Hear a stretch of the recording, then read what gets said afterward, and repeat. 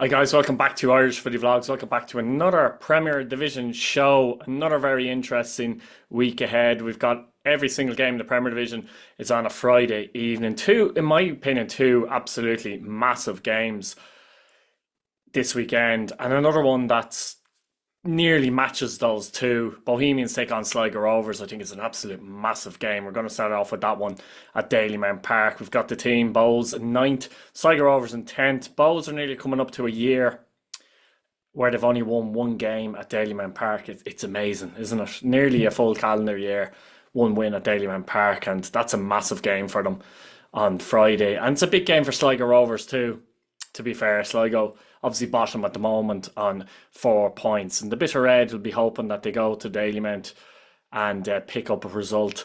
I have to say though, all the pressure is on Bows. Despite Sligo Rovers being bottom, all the pressure is on Bows, I think, coming into this game. And the fans are rightfully, I would suggest, not happy at the moment. It's strange because it's a different dynamic between Bohemians and Sligo Rovers. Sligo Rovers, the fans maybe a bit more sympathetic, if you like, towards their club. Both membership owned by both clubs are owned by members. They're members' clubs basically. But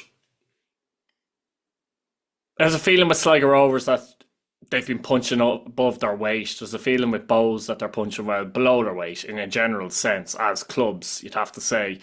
So that's probably a reason why the fan bases are completely different in that regard. And you won't see the Sligo Rovers fans turn their back, I don't think, or turn on management at the moment, or players in a general sense at that club, because they know they're punching above their weight in general, especially with so much wages now in the league and so many big players in the league and big management teams in the league. Bows, as I said, if Bows were to lose this and go bottom of the table, I'm just going to be honest, I think that could well be the end of Alan Reynolds. And as I said, all the pressures on Bohemians coming into this game. Once again, impossible to say how they'll play in this game. I have a weird feeling Leeds Mousset will start, actually. Does Reynolds take a chance and say, let's go two up front, Whelan and Mousset? Let's just go two up front, change it a little bit. Now, the criticisms is that he's been changing a lot and there's been constant change in the team. But the change of system is a little bit different in terms of what they're doing system-wise isn't working. He's made a lot of changes, as I keep saying, every bloody week. I'm like a broken record, but then again, that's what they're doing every week. Sligo Rovers far more settled. I think there's more of an identity though with Sligo Rovers and their team, despite being bottom of the league. There's a more of an identity, and you feel if Bows are going to win the game, it's going to be, individual, moments, or maybe poor defending from Sligo Rovers, because that's something that's really let them down. Some bad individual errors from Sligo Rovers. Probably made the most poor individual errors at the back from any team this season. That's cost some games, no less. Obviously, last week against Shelbourne at the showgrounds, and after two defeats away or at the showgrounds in a row, the Bitter Red will be hoping to pick up something on the road here. Cian Kavanagh won't play as he's suspended. It'll be interesting to see, will they put Eldin up front, one wonders, or keep him on the right, maybe put Warwu up front, or Lamboto possibly up front. It'll be interesting to see regarding Sligo Rovers what they do.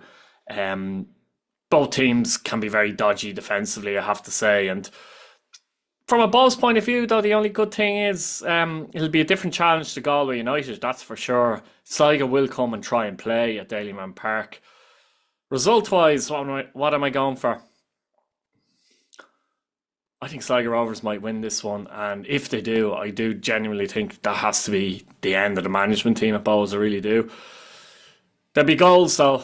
I'm going to go for Bohemians 2, Sligo Rovers 3. Let me know what you think in the comments. Now, at the Brandywell, Derry City take on Cork City, and Derry City have had two trips on the road recently where they'll be very satisfied, keeping two clean sheets, away to Sligo Rovers and away to Shamrock Rovers, and picking up 4 points.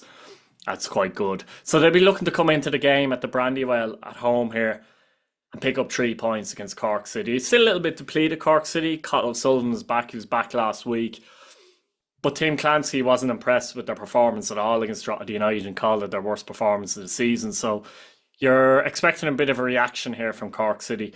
Derry City, Tiernan Lynch aside, looking a bit more at the moment. They'll want to carry that on, but looking a bit more solid at the back. I think Kevin Holt has come in, made a big difference there.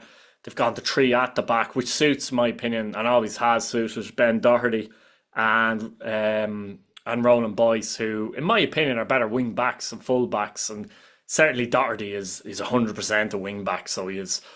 So I think that system in that regard suits them. It means Duffy can tuck in a little bit, and Duffy will be a major threat, of course, in this game. Up front will be interesting. Mullen's going to be suspended. They've chopped and changed a few times. Probably Liam Boyce come back in. He'll be hoping to get his first goal of the season. And for Cork City, Keishin has been playing well, which is a huge plus because Maguire has been missing. Still going to be missing Maguire and Bolger for this game, Cork City. Again, a bit porous at the back at times, Cork City, but they're capable of soaking up pressure in this game and hitting Derry City in the counter-attack. Having said that, I do think Derry City will pick up 3 points at home, and, that'll be a very satisfying couple of weeks if they did it. I'm going to go for Derry City 1, Cork City 0 at the Brandywell. Let me know what you think in the comments. Now, Sullivan Land Park, Drogheda United take on Waterford FC, and as I mentioned in the review with the Pats game, Waterford FC will be devastated with that defeat at home to Pats, but they should take a lot out of it because they performed well, much better than they have in the last few weeks. A win for the Blues actually puts them level with Drogheda United in the table. That's a big incentive for Waterford FC, and when you've got Podge Hammond, you always have a chance. He's that type of striker where he might be out of the game for long periods, but he's so clever. He's so clever. That header last week, honestly, was unbelievable against Pats, but I'm not surprised because it was Podge Hammond. He's so dangerous. And the Drogheda defence, their back three, which they're likely to play, will have to be on it and watch Hammond like a hawk. His movement. He's a great example to young players, I think, in terms of how you can move without moving much and make space without moving much. Great example of that, and he really is a key player for Waterford FC. He's been brilliant. Waterford FC, though, will be hoping to... They won here 4-1 last season at the start of the season. It feels like a long time ago. But they've been better away from home this season, to be fair, the Blues, and they'll be hoping to... I think at times to Drogheda United in the counter-attack. It'll be a strange game in that way because Drogheda will try and do the same. Drogheda and Galway United have been a fantastic example in you don't need a lot of possession of the ball to be able to hurt opposition. So the contrast here is going to be interesting, I think. And, Drogheda still missing their players. I'm not sure if Josh Thomas will be back for this one, but they're still missing the players I mention every week, to be honest, Alicia and Douglas, James Taylor, etc. Darren Markey should be okay for this game. He came off at half-time in their last game, and he should be okay for this game. So they'll have their usual midfield, Markey Farrell and Brian Brennan, of course. And they'll be disappointed last week, Drogheda, because they played very well and didn't win. So they'll be hoping to take the scalp of Waterford after failing to do so against their Munster rivals, Cork City, in this particular game. If Waterford can take some of the form of last week into this game, and if Drogheda can take some of the form last week into this game, it could be a cracking game, actually. I'm going to sit in the fence for this one. There's always at least one, isn't there, to be fair? But I think there'll be goals. Drogheda United 2, Waterford FC 2. Let me know what you think in the comments. Now, in Dixie Park, it's a big game, this one. Galway United take on Shamrock Rovers. Unbeaten Galway United. Top of the table. Joint with Pats, only a goal behind the goal difference. Shamrock Rovers in six games played, 2 wins, 2 draws, 2 defeats, 5 goals scored, 5 against, and the big one for me is the 5 goals scored. They're a bit toothless at the moment, aren't they, to be fair? And they were toothless against Derry City at Tala last week, and the blend up front, I mean, you've got a youngster, Michael Noonan, very good young player. There's no doubt about it, but he's very young. He's only 16. Gaffney only coming back. And then Green at 35, who does well, does a job. But Stephen Bradley's not exactly sure where he's going with those three at the moment, which one he should pick from week to week, and that's probably a bit of a problem. The likes of Graham Burke, Mandra would offer a lot if he was fit in that regard, in terms of creativity, in that number kind of 10 position, but also in terms of goals. So, they're going to find it difficult actually against Galway United as well. I find it hard to see Shamrock Rovers scoring twice in this game. They could well do, but logically I'm finding it difficult. They always find it difficult in Eamon DC as it is, don't they? And look, Galway have got a good striker at the moment, and Moses Dyer, and he looks like he's starting to hit the ground, doesn't he? He's starting to fly. And he's a big threat to them. You know what's going to happen in this game. Shamrock Rovers are going to dominate possession, but Galway are going to know and allow that and wait for their moments, be it on set pieces, be it in counters, be it on direct balls. They're going to try and disrupt and make it very difficult for Shamrock Rovers when they get in around the final third as well, and make it difficult for Rovers to create opportunities too, aren't they?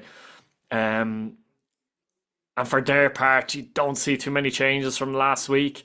To be fair, maybe Jimmy Keohane comes in potentially instead of Gary Buckley, maybe one, or Hurley even for Buckley, possibly. But outside of that, they're going to, once everyone's fit, that back five is going to be a mainstay there, and the two wing backs are very impressive, Burns and Asue, aren't they?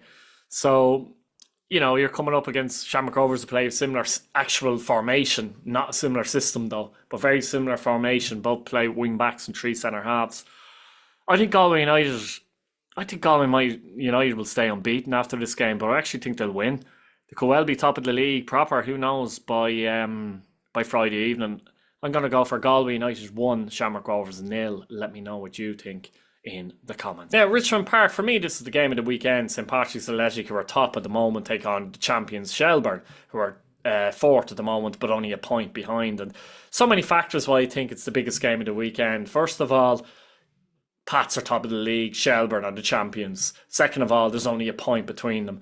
Third of all, it's a Dublin derby. And fourth of all, it's St. Patrick's Athletic, Shelbourne. And I think a little bit of that, for anyone that knows or anyone who was around at the time, they'll know that St. Patrick's Athletic and Shelbourne, for the 90s and half of the 2000s basically, this was a massive game. The rivalry was huge. Shamrock Rovers had fallen off a little bit in that time. So Pats and Shells was basically seen as the biggest Dublin derby, to be honest with you, because a lot of the time they were pretty much, they involved in title races, etc., etc. A bit that's starting to come on back, and some of those factors I've mentioned is the reason for it. And Shelbourne are the champions, but they'll see Pats as a major threat to their championship as such. You've got Stephen Kenny and Damien Duff, who are big personalities in different personalities, but big personalities in the league, and two good managers as well.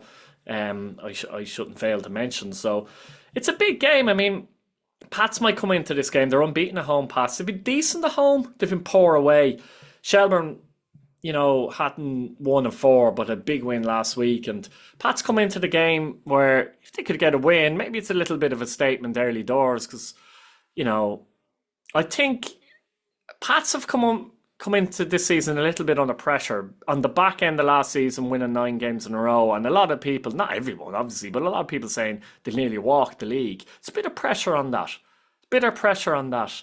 Whereas say Shells last season, as an example, they went on to win the league, but there wasn't that type of pressure on Shells that there is on Pats, say, this season. It's almost like if Pats don't win the league, or if they win the league, people go, sure, it was expected, It's a bit of pressure on that, there really is, and it's a big game, and Shells haven't been in great form either, I have to say, and a couple of players missing, big players, the likes of Gannon, the likes of Paddy Barrett have been missing.